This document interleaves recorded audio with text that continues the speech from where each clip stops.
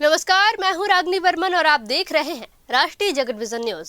दिल्ली के पूर्व मुख्यमंत्री आतिशी के वीडियो विवाद मामले में दिल्ली के फॉरेंसिक लैब की रिपोर्ट आज आ गई है।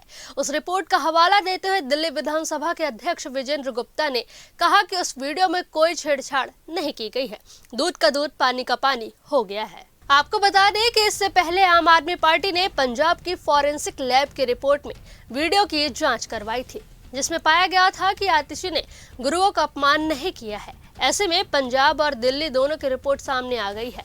आम आदमी पार्टी का दिल्ली की रिपोर्ट को लेकर कहना है कि फॉरेंसिक लैब की रिपोर्ट को सार्वजनिक नहीं किया गया। उनका कहना है कि विजेंद्र गुप्ता बताएं कि उसमें कहां गुरुओं का अपमान किया गया है। दोनों की रिपोर्ट आने के बावजूद भी दिल्ली में इस मुद्दे पर सियासत बरकरार है। वहीं इस मुद्दे को लेकर राष्ट्रीय जगत विजन के संवाददाता अभिषेक आनंद ने बीजेपी के राष्ट्रीय प्रवक्ता सरदार आरपी सिंह से खास बातचीत की। देखिए ये खास रिपोर्ट। इस वक्त हमारे साथ खास बातचीत करने के लिए बीजेपी के राष्ट्रीय प्रवक्ता आरपी सिंह हैं। सर, जिस तरीके से आतिशी मरलेना के विरुद्ध में जिस तरीके से बात सामने निकल करके आ रही है कि सिख गुरुओं का अपमान किया है, लगातार इसको लेकर के विवाद खड़ा होता जा रहा है, कैसे देखते हैं आप? देखिए, सिख गुरुओं का अपमान किया, फिर उसके बाद झूठ बोला कि मैंने नहीं बोला, फिर एक कवर अप के लिए पंजाब में किसी से शिकायत दर्ज करा दी और उस कटी पीटी वीडियो के आधार पर एक एफएसएल रिपोर्ट ले ली गई। उस एफएसएल रिपोर्ट के आधार पर कोर्ट में जाकर कपिल मिश्रा के खिलाफ टिप्पणी ले ली गई। असली वीडियो तो यहाँ पर असेंबली के स्पीकर के पास थी।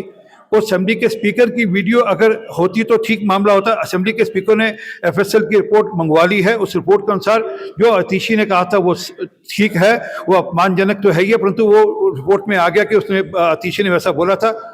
अब असेंबली के स्पीकर साहब ने कहा है कि क्योंकि इसमें शरारत की गई है पंजाब सरकार द्वारा, इसलिए उन्होंने कहा कि इसकी सीबीआई की जांच कराएंगे।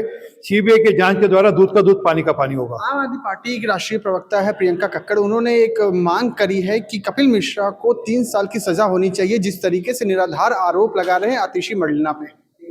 वो प्रिविलेज कमेटी तय करेगी ना जी, असेंबली की प्रिविलेज कमेटी है, वो तय कर लेगी कि किसके खिलाफ एक्शन होना चाहिए, आतिशी के खिलाफ या कपिल मिश्रा के खिलाफ।